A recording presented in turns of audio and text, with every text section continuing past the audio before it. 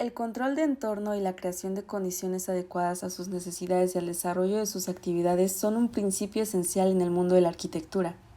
A pesar de que hoy en día el género arquitectónico se perciba como una visión fragmentada de los edificios, hoy nos precisa mencionar que describiremos un espacio habitacional con base a los conceptos de Mónica García en el libro Habitabilidad y Espacio.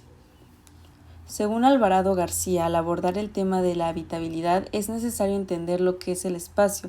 Desde la arquitectura, el término de espacio habitable suele concebirse como aquel en donde se realizan actividades en un ambiente confortable y saludable. Brinda seguridad y protección, ofrece intimidad y contribuye al bienestar de cada una de las personas que la habitan. El espacio habitable suele concebirse como aquel en donde se realizan actividades en un ambiente confortable y saludable. Brinda seguridad y protección, ofrece intimidad y contribuye al bienestar de cada una de las personas que la habitan. Por otra parte, la habitabilidad se define como la cualidad de habitable, y en particular la que, con arreglo a determinadas normas legales, tiene una vivienda. De esta manera, el espacio habitable influye en el comportamiento del usuario y las condiciones físicas de los espacios, como el entorno doméstico, al establecer condiciones de salud y confort. Por otra parte, la vivienda se define básicamente como un lugar cerrado y cubierto que puede ser habitado. Sin embargo, como arquitectos nos prioriza más entender que la vivienda digna alude a una calidad aceptable, pues se refiere a un hábitat que puede usarse sin afectar la honra del usuario y por tanto no afecta su reputación. La vivienda digna debe tener un estudio arduo de la interpretación de los espacios dentro de las viviendas, las actividades que se realizan en ellos y las repercusiones que tienen en los usuarios cuando no son funcionales. Los elementos mínimos para considerar en una vivienda son la estructura, los servicios públicos, el equipamiento básico de la casa, el espacio y los derechos. Entonces, la vivienda digna y el habitar dignamente implica profundizar en el estudio de los usuarios y las actividades que se realizan en entorno doméstico. La relación del hombre con el medio ambiente que lo rodea, la vivienda digna y el habitar dignamente implica que, al proyectarse los espacios, es necesario profundizar en el estudio de los usuarios y las actividades que se realizan en el entorno doméstico, entendiendo que los espacios dentro de la vivienda de interés social, con medidas mínimas, tienen diversas variables en su uso y personalización de acuerdo con el número de usuarios, las actividades que ahí se realizan, junto con otros elementos arquitectónicos existentes. Las condiciones mínimas de confort son cuatro. Las físicas, que se refieren a factores como el espacio, clima e iluminación; sociales, las relaciones con instituciones y con el ambiente; económicas, la producción y sostenimiento; y, por último, las culturales, en donde se considera la higiene, orden, aseo y los valores. Así bien, el hábitat resulta como un lugar seguro, propio y privado para realizar actividades cotidianas donde se dispongan los servicios básicos. Las consecuencias de las condiciones mínimas de habitabilidad son la carencia de calidad e insuficiencia espacial, la imposibilidad de interacción entre mobiliario y usuario, la falta de privacidad y de seguridad, el estrés, enfermedades, violencia y la desintegración familiar. En primer lugar, hablaremos sobre la sala de estar. El espacio que podemos observar es habitable, puesto que en lo que a mí respecta cumple con las condiciones mínimas de salud y confort establecidas por Cuvelier. Esta sala influye directa e inconscientemente en el comportamiento de quienes lo habitan, ya que cumple con ciertas condiciones que lo hacen un espacio digno, como la suficiencia en el área para establecer un punto de interacción social, la iluminación y ventilación a través de las grandes puertas y ventanas, la relación con el ambiente al estar próximo al jardín y el orden. A pesar de que Alvarado mencione en la lectura que la vivienda se define básicamente como un lugar cerrado y cubierto que puede ser habitado, considero que espacios como el ahora descritos deben romper un poco con lo establecido, cuando se menciona que deben ser cerrados, para poder crear una zona que permita al usuario desenvolverse socialmente y relacionarse con los demás como comúnmente se hace en esa sala de estar, al estar en una zona de encuentro familiar para convivir sanamente, platicar, jugar juegos de mesa los fines de semana. Ahora se hablará con respecto a la caracterización de un dormitorio promedio. El espacio ahora visto cuenta con un área suficiente para una cama matrimonial, una cómoda y un armario. el espacio es suficiente para el desarrollo de actividades, por tanto es habitable. Además, considero que cumple con condiciones mínimas de salud y confort, debido a que ofrece la privacidad que se requiere gracias a la puerta y las cortinas.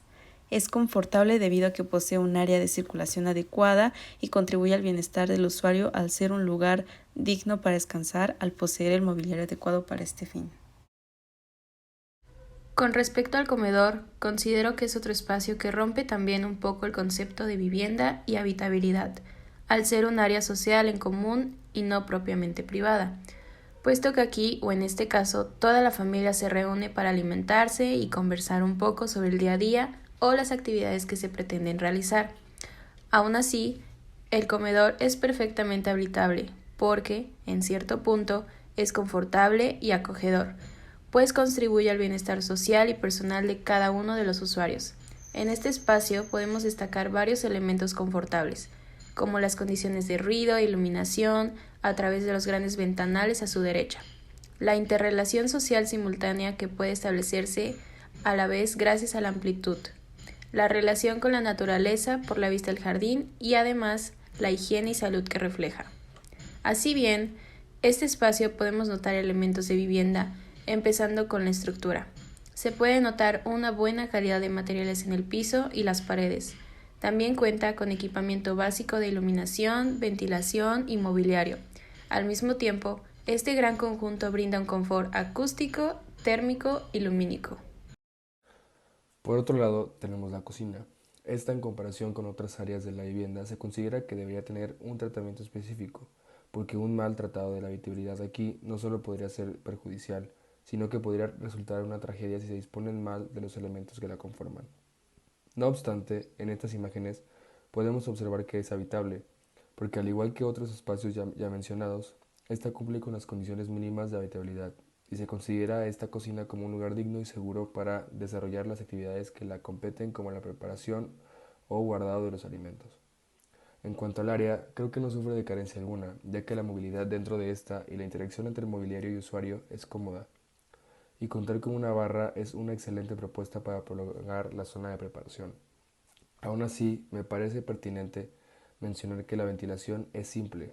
Como se observa en las imágenes, la única ventana que existe da hacia el patio trasero, y esta no recibe viento directo alguno. Sin embargo, la cocina cuenta con una campana, lo cual ayuda a eliminar olores que puedan darse al momento de cocinar. Nogueira menciona que un espacio habitable brinda seguridad y protección, ofrece intimidad, es confortable y contribuye al bienestar de cada una de las personas que la habitan. Para que un espacio sea considerado confortable, debe complacer las necesidades de las personas que lo habitan. En este caso, se puede observar que es un espacio amplio en el cual se pueden realizar diferentes actividades de convivencia entre la familia. Asimismo, el jardín genera algunos alimentos de la zona, son muy ricos y naturales, de los que es posible mencionar las mandarinas, limones, plátanos y aguacates. Un hábitat, sin embargo, es un concepto que va más allá de un techo para resguardarse, pues involucra un lugar seguro con espacio suficiente para realizar actividades cotidianas en el que se disponga de servicios básicos. Como ya se ha dicho, el hábitat resulta un lugar seguro y privado para realizar actividades cotidianas donde se dispongan de los servicios básicos. En relación con el entorno, se considera de suma importancia la localización y condiciones del contexto, la infraestructura de servicios, los ámbitos de participación y de comunicación. Es por ello que resulta fácil relacionar el baño como un lugar habitable, pues cumple ciertos requerimientos de nuestras actividades fisiológicas y, como en las siguientes imágenes podemos observar, este cumple con los requerimientos de confort como la ventilación, iluminación, orden e higiene. Un baño sin estas características podría ser utilizado, pero atentaría contra la salud e integridad física de los usuarios al mantener un rango de confort indeseable. De esta manera puede entenderse que un usuario es alguien real, que tiene necesidades comunes, pero también otras que no alcanza a reconocer dado su nivel de adaptación, como lo son los requerimientos físicos, materiales y la relación de estos con su perfil sociocultural.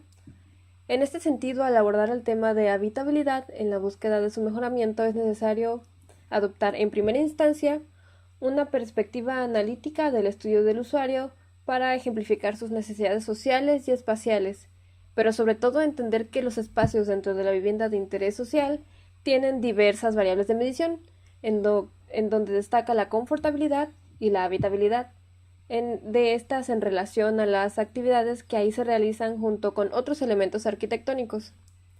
Una vivienda no podría considerarse como un espacio habitable si no garantizase la seguridad física o si no proporcionara un espacio suficiente para vivir de manera digna, y tampoco lo sería si no proporciona protección contra factores externos como el frío, la humedad, el calor u otros riesgos para la integridad del usuario, puesto que la vivienda digna debe ser un hábitat que no afecte la honra de las personas, su seguridad ni su salud.